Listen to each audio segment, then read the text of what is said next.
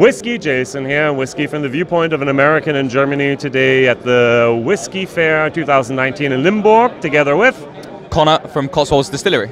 Don't you just love our shirts? They tell us who we are, where we come from. I love some of your whiskey, I really admit it. Tell me a little bit about the history, first of all. So our founder, Dan Shaw, was originally in finance in New York and was living in Cotswolds for quite a few years. Got bored. Yeah, he wanted to get into something a bit more interesting. And while traveling through the Cotswolds, seeing the kind of amount of barley and the amazing, beautiful countryside, decided it was right to go one step further than a lot of the local brewers were doing, and actually distilling, creating a single malt whiskey. The first in the Cotswolds, and so far it's been an unbelievable journey, very short still. We're only being founded in 2014 and launching our first single malt in 2017. We use a combination of STR, so red wine casks. Thank you, Jim Swan. Thank you, Jim Swan. And also we have First Fill X bourbon as well, that both get blended to go into our flagship, which is 70% X-red wine, 30% bourbon. It's a very rich and fruity dram, very easy to drink. It's this one here.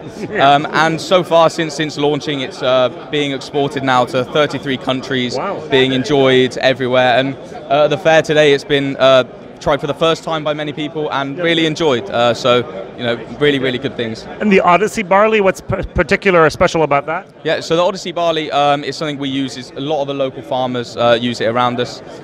We've used different varieties in the past, so we have used some kind of heirloom varieties, and we are moving into laureate as well soon. So just what's available with the farmers, it's seeing that, but provides lots of those lovely kind of barley sugar flavors and all those things. Very good. Now, I think I can say I was the very first person ever to do a YouTube video in English or German about this bottle. Yes. Hey, very, very nice. And this is here the founder's choice. What's special about this? So the founder's choice is all matured in the red wine, that STR, the reconditioned wine cask, and kind of being one of the more dominant flavors coming through our flagship, to see it stand on its own and not be completely overpowering the spirit that we have is a really kind of interesting whiskey. You have the light fruits still coming from the long fermentations and the high cuts from our distillate, but the STR gives a very, very rich kind of toffee chocolate, and it's just very, even at 60.3, so even at cask strength, it's very mellow, it's very rounded. And it's just a perfect whiskey to enjoy. If you're into whiskey, if you drink it regularly or not, it's still very approachable, which is brilliant. Unfortunately, I think I've used this as 3 different comparison whiskeys for other distilleries for a 3-year-old whiskey, and you always win. Always. I can't use it that often because people were just going, Jason, use something differently or different.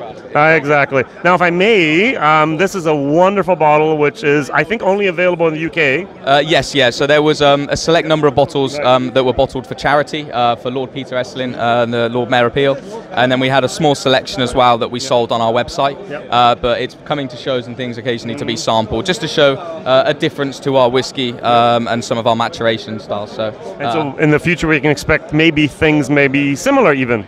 Maybe, yeah. So this is the first one that's ever had any sherry influence, so it has a single 500-litre sherry butt. We will be producing more sherry in the future.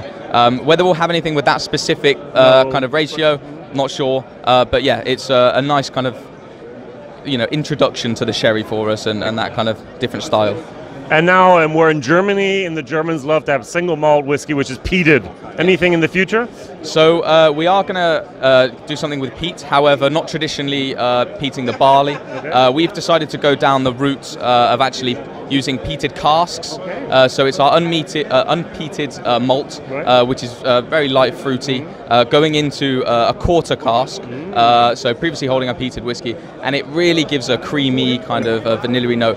The fruit is very kind of prominent still, but the wispy smoke just kind of underlines it, it highlights the fruit more, and it's just a complexity that is very unique. It's not something that I've certainly tasted in many single malts with that peated element. So yeah, it's a really interesting whiskey. And your visitor center is what? Revamped and extended, or just brand new opening? Completely brand new. So we've removed everything from our old visitor center, which has now been put into a huge, amazing space. It's our new kind of brand home. We've got a lovely big tasting room for the tours, a little cafe as well for the people. Being in the Cotswolds, it's a lovely area to explore, and we haven't had that, the kind of relaxing environment until now. So the perfect place to come, enjoy a whiskey, a coffee, and we actually have a lovely kind of pane glass that looks straight into the distillery, so you can enjoy a whiskey and watch the distillers actually mashing and fermenting, distilling, which is really cool. Something you don't get to see as much as most would probably like. Well, how can we buy whiskey online? So we have it through our website, thecotswoldsdistillery.com, and then lots of other kind of Master of Malt Whiskey Exchange or stock us as well, which is brilliant. So. Very good. Thank you very much. WhiskyJason here, whiskey from the viewpoint of an American, together with Teague from the Cotswolds Distillery. Thank you. Bye-bye. Thank you.